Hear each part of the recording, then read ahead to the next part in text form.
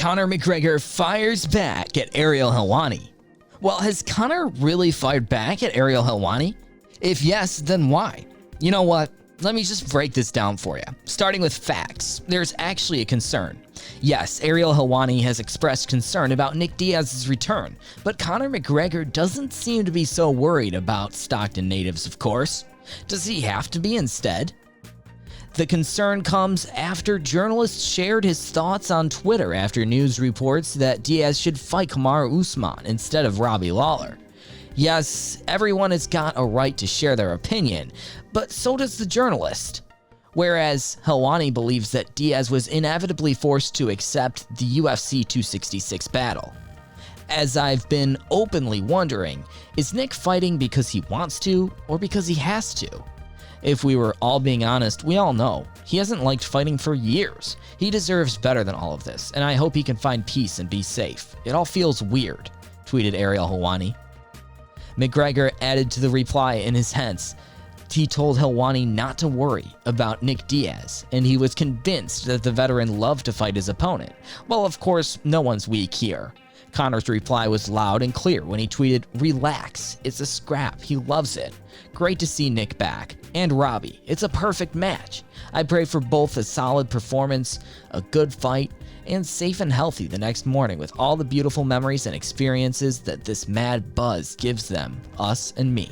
God bless."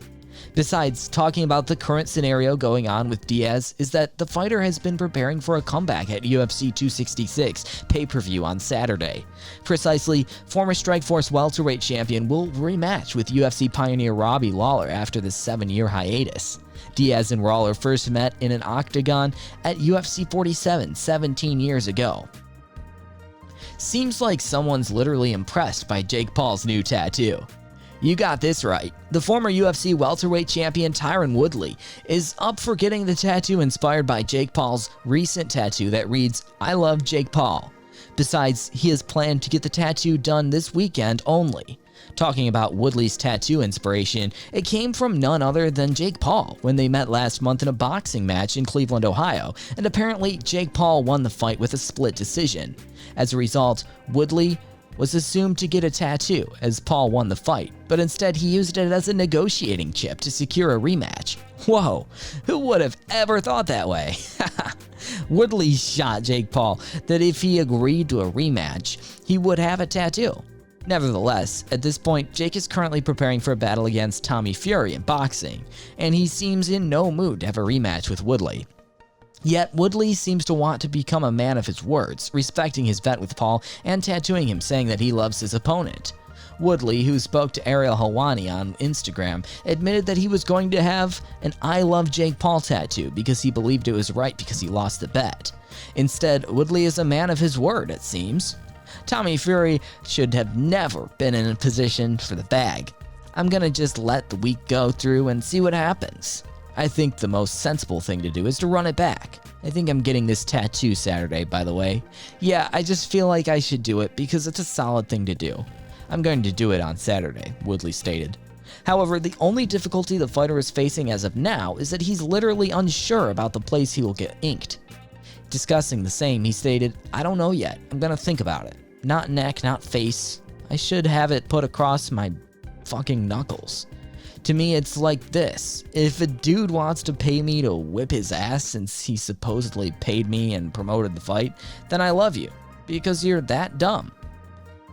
We have legit talked about Lawler in one of our videos, and we do have an idea of how the guy has been doing this time.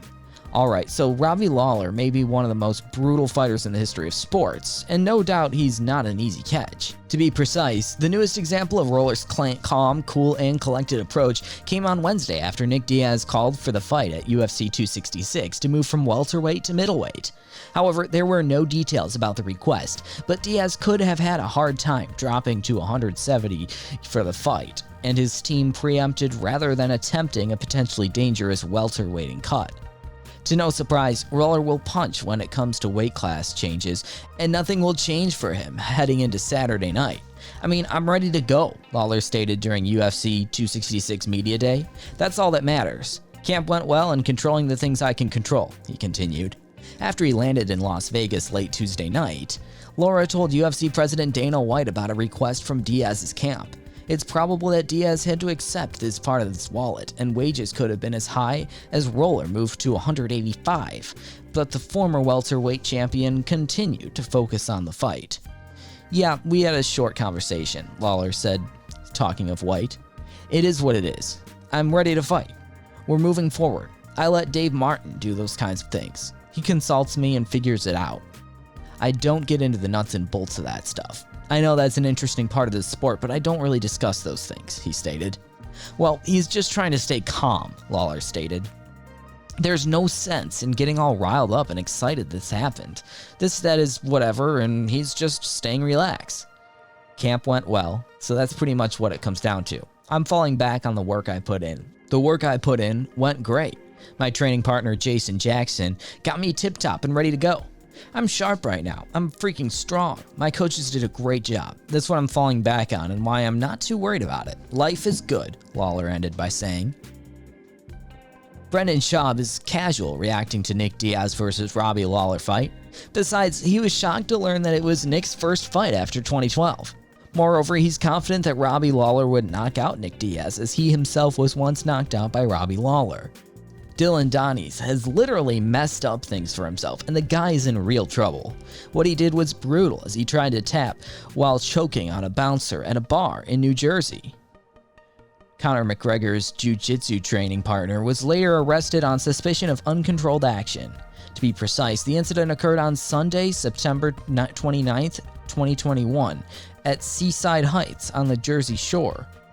Talking of his professional career, Danis is currently signing the Bellator MMA roster. He's 2-0 in Bellator's career. Danis is a jiu-jitsu black belt and has participated in fighting games. Danis was in the limelight during a quarrel between McGregor's team and Khabib Nurmagomedov's team after McGregor was submitted by a former UFC champion in 2018. Danis, who's training with McGregor in SBG Ireland, also tried to line up a boxing match with Jake Paul as part of a long social media feud. Well, not just UFC fighters and others in the MMA community have responded to Danis, but also his followers. While Danis has not commented on the video that exposed him, Eric Anders tweeted, "He tried to tap in a street fight." Ella Quinta tweeted, "Bro, does anyone know how to contact the bouncer that choked out Danis in the Seaside? Need to have him on @CallMeAl show tomorrow night."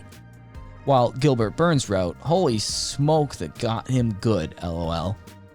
Ben Askren tweeted, "LOL, how funny is this? The cop has Danis back and applying for RNC. It's no wonder we never see him in the cage." So that's all for today's video. Thanks for watching the video. If you enjoyed it, make sure you hit like and subscribe to our channel. Let us know your thoughts in the comment section.